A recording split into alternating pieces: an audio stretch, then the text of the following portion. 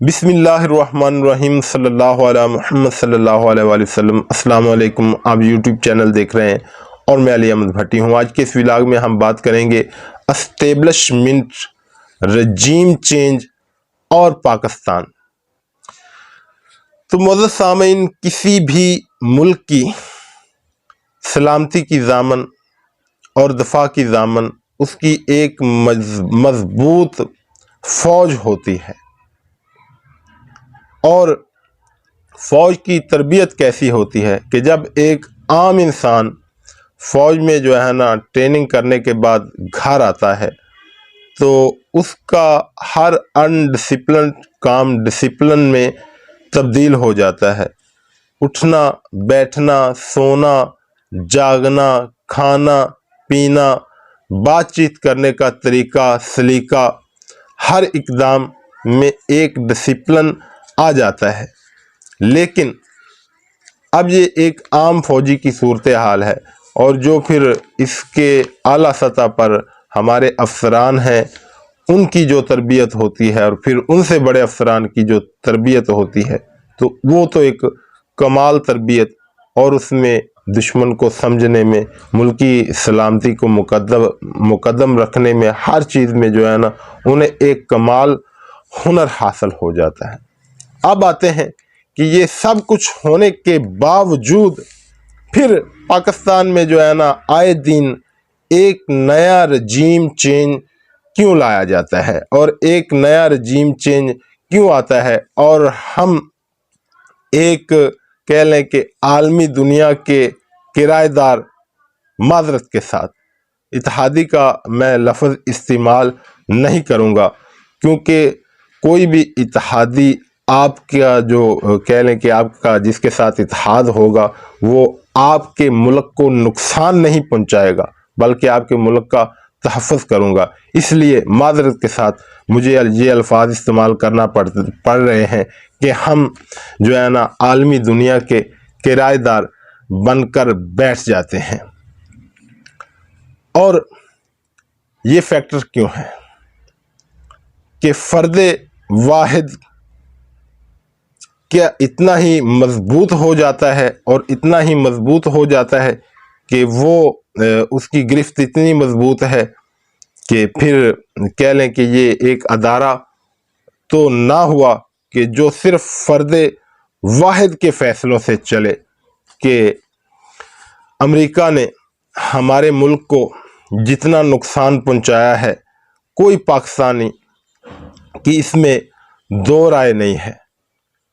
کہ جب جنرل مشرف نے رجیم چینج لائے اور پاکستان پر قبضہ کیا اور امریکہ کا ساتھ دیا، تو انہوں نے یہ بیان دیا کہ جی میں پوری اسلامی دنیا کے سربراہان سے میں نے کوشش کی ہے کہ وہ افغانستان کا ساتھ دیں، امریکہ کے خلاف ہم اتحاد بنائیں، لیکن کسی نے بھی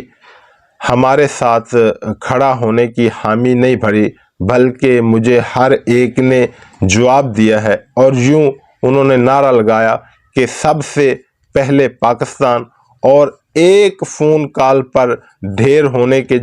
ان کی باتیں بڑی مشہور ہیں۔ اور اس کے بعد پھر پاکستان کو جو نقصان ہوا وہ بھی ڈھکا چھپا نہیں ہے۔ انہوں نے کہا، مشرف صاحب نے، کہ ہم ایک ساتھ دو بڑی قوتوں کے ساتھ جنگ نہیں کر سکتے۔ دو بڑی قوتیں کون سی؟ ایک امریکہ، اور دوسرا ہمارے ہمسائے میں بیٹھا ہم سے 5 گنا بڑا طاقتور ملک انڈیا، کہ ہم دو بڑی طاقتوں کے ساتھ ایک ہی وقت میں جنگ نہیں کر سکتے، اس لیے ہمیں امریکہ کا ساتھ دینا ہوگا۔ تو یہ صرف ایک کہہ لیں کہ ایک قوم کے ساتھ بہت بڑا مذاق تھا، قوم کے ساتھ ایک بہت بڑا فریب تھا، قوم کے ساتھ ایک بہت بڑا دھوکہ تھا، کہ بڑے دھوکے کے ساتھ اور بڑے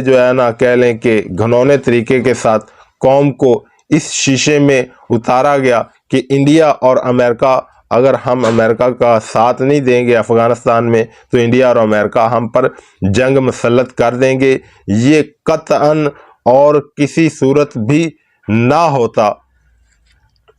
اور پھر یہاں میرا ایک موقف ہے کہ ایک بار مرنے سے، بار بار مرنے سے بہتر تھا کہ ہم ایک بار مر جاتے، کہ گیدڑ کی 100 سالہ زندگی سے شیر کی ایک دن کی زندگی بہتر ہے کہ ہم لڑ کے اور جرت کے ساتھ جی تو لیتے۔ آج ہم 25 سال سے مسلسل جو ہے نا حالت جنگ میں مبتلا ہیں۔ ابھی کچھ جو ہے نا ہمارے ملک کو امن کہہ لیں کہ نصیب ہوا، اور ہم پر امپورٹڈ کو لا کر معاشی جنگ مسلط کر دی گئی، بلکہ پاکستان کی تاریخ کی یہ بدترین معاشی جنگ ہے جو ہم پر مسلط کی جا چکی ہے۔ اور اس کے علاوہ ان کا جو یہ موقف تھا کہ انڈیا جو ہے نا ہمیشہ سے اس طاق میں رہتا ہے کہ ہمیں امریکہ کا کندھا نصیب ہو اور ہم اس کی مدد سے پاکستان پر چڑھ جوڑیں۔ اور پھر جو انہوں نے افغانستان میں وار شروع کیا تو وہاں بیٹھ کر پھر بھی تو انہوں نے وہی کچھ کیا، بلکہ 1000 گنا زیادہ وہی کچھ کیا کہ انہوں نے افغانستان میں بیٹھ کر افغانیوں کو ہمارے خلاف ذہن سازی کی، انہیں ٹریننگ دی، اور پھر جو ہے نا دہشت گردی کے لیے ان کو ہم پر مسلط کر دیا۔ یہ ہمارے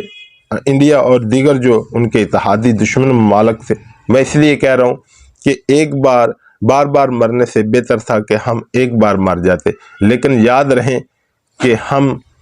ایک بار بھی جو ہے نا کسی کی حملہ کرنے کی جرت پاکستان پر نہ ہوتی، اور نہ امریکہ ایسی جرت کرتا اور نہ انڈیا ایسی جرت کرتا، کیونکہ پاکستان ایک ایٹمی ملک ہے، اور کسی بھی صورت میں یہ پوری دنیا بھی مل جاتی کہ ہم پاکستان پر حملہ کریں تو یہ پاکستان پر حملہ کرنے کی جرت نہ کر سکتے، کیونکہ انہیں پتہ تھا کہ پاکستان ایک ایٹمی ملک ہے، اور اگر ہم نے ایسی کوئی کوشش کی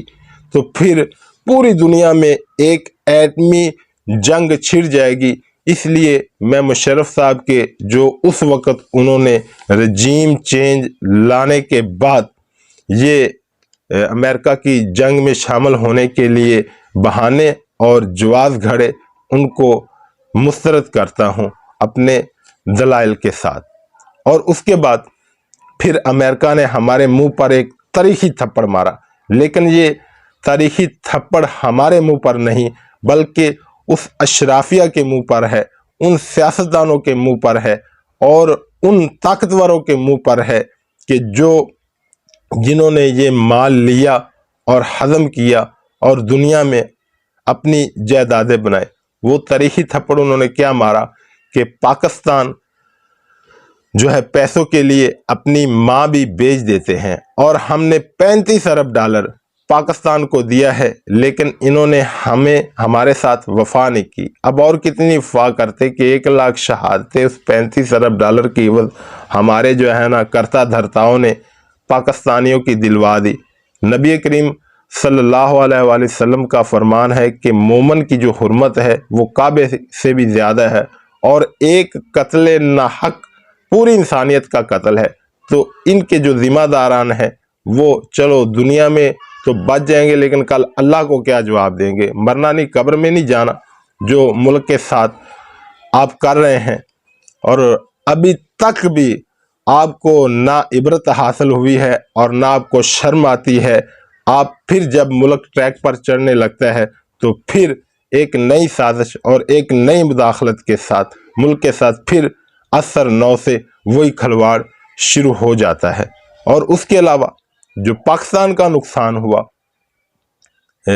عوام کے علاوہ، شہادتوں کے علاوہ، کہ ہمارا سارا انفراسٹرکچر تباہ ہو گیا، کیونکہ نیٹو کی جو ہے نا ساری سپلائی پاکستان کے ذریعے سے افغانستان میں جاتی تھی، اور اس کے علاوہ ہمارا 100 ارب ڈالر سے زائد کا اقتصادی نقصان ہوا کہ دنیا اس ملک میں کیسے جو ہے نا وہ سرمایہ کاری کرے گی جس میں جنگ مسلط ہے، اور کوئی پتہ نہیں کہ کب کہاں بم دھماکہ ہو جائے، گولیوں کی بوچھار شروع ہو جائے۔ کہ دنیا میں تو ہمارے بارے میں یہ مشہور تھا اور شرم آتی تھی کہ مجھ سے ایک سری لنکن نے یہ سوال کیا کہ اچھا آپ پاکستان سے ہیں، جہاں اس نے اشارہ کیا، جتنی سے انگلش آتی تھی کہ ڈم ڈم ڈم، اور پتہ ہی نہیں چلتا کہ کب کوئی جو ہے نا وار کرے اور مارا جائے، تو اس وقت کیا شرمندگی ہوتی ہے۔ اور پورے پاکستان میں یہ ایسی بہت ساری مثالیں ہیں کہ پاکستانیوں کو اس طرح شرمندہ کیا جاتا تھا کہ اچھا آپ اس ملک سے ہیں، اور پھر ڈرونز کی بارش کی گئی اور ملک سے سارے سرمایہ کار بھاگ گئے، اور کوئی سرمایہ کار نیا آنے کے لیے تیار نہیں تھا۔ تو یہ ملک کا نقصان کرنے والے اب اگر ملک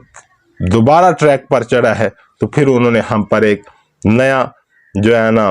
حملہ کر دیا، اور اچھی بھلی چلتی ہوئی معیشت کو اور گورنمنٹ کو رخصت کر کے، امپورٹڈ کو مسلط کر کے اب ہم پر معاشی جنگ مسلط کر دی۔ اب تک کے لیے اتنا ہی۔ سمجھنے والوں کو یہ بات بخوب سمجھنی چاہیے، اور ان کو ملک پر اور قوم پر رحم کرنا چاہیے کہ ملک ہیں تو وہ ہیں، اور ملک ہے تو ہم سب اور آپ ہیں۔ اب تک کے لیے اتنا ہی، اجازت دیجیے، اللہ حافظ۔